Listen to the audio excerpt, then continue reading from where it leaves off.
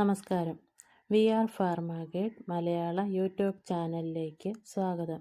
പലർക്കും ചെറിയ പനി, ചുമ, തൊണ്ടവേദന, ശരീരവേദന പോലുള്ള പ്രശ്നങ്ങൾ വന്നാൽ നേരെ മെഡിക്കൽ ഷോപ്പിൽ പോയി ആൻറ്റിബയോട്ടിക് വാങ്ങി കഴിക്കുന്ന ശീലമുണ്ട്.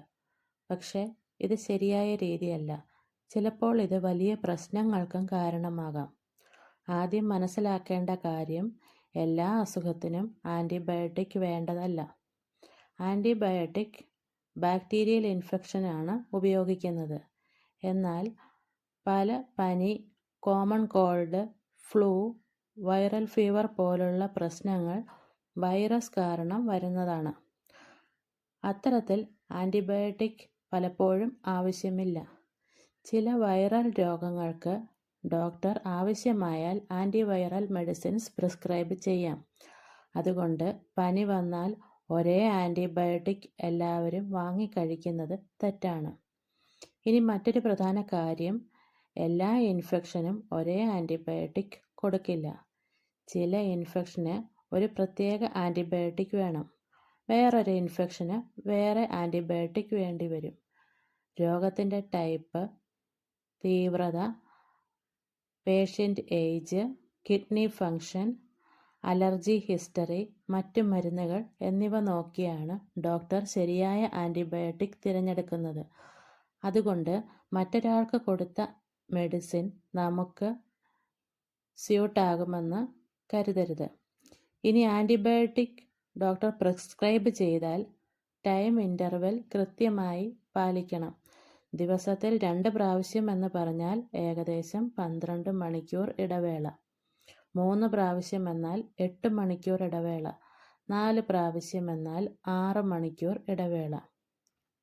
ഒരു നേരം കഴിക്കേണ്ട ആൻറ്റിബയോട്ടിക് ആണെങ്കിൽ എന്നും അതേ സമയത്ത് തന്നെ കഴിക്കുക. അതായത് രാവിലെ ഒരെണ്ണം ആണെങ്കിൽ എന്നും രാവിലെ തന്നെ കഴിക്കുക. സമയം തെറ്റിച്ചാൽ ശരീരത്തിൽ മെഡിസിൻ ലെവൽ കുറയാം.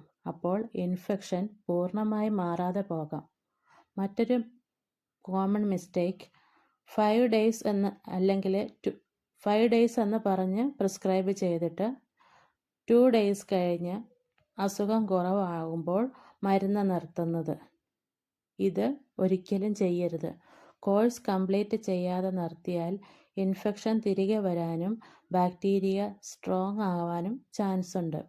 കോമൺ സൈഡ് എഫക്ട്സായി ചിലർക്ക് വയറിളക്കം, ഛർദിൽ, വയറുവേദന, അസിഡിറ്റി, തലകറക്കം പോലുള്ള പ്രശ്നങ്ങൾ വരാം. ചിലർക്ക് ആൻറ്റിബയോട്ടിക് അലർജി ഉണ്ടാകാം. സ്കിൻ റാഷ്, ഇച്ചിങ്, മുഖം തടിച്ചു വരിക, ലിപ്സ് തടിച്ചു വരിക, ശ്വാസമുട്ടൽ പോലുള്ള ലക്ഷണങ്ങൾ വന്നാൽ ഉടൻ ഡോക്ടറിനെ കാണണം. ഏറ്റവും പ്രധാനമായി സെൽഫ് മെഡിക്കേഷൻ ചെയ്ത് ആൻറ്റിബയോട്ടിക് ഉപയോഗിക്കരുത്. തെറ്റായ ആൻറ്റിബയോട്ടിക്, തെറ്റായ ഡോസ്, തെറ്റായ ദിവസങ്ങൾ എന്നിവ ഭാവിയിൽ മെഡിസിൻ വർക്ക് ചെയ്യാതിരിക്കാൻ കാരണമാകാം.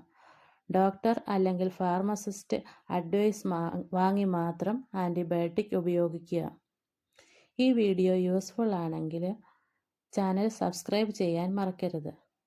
Thank you.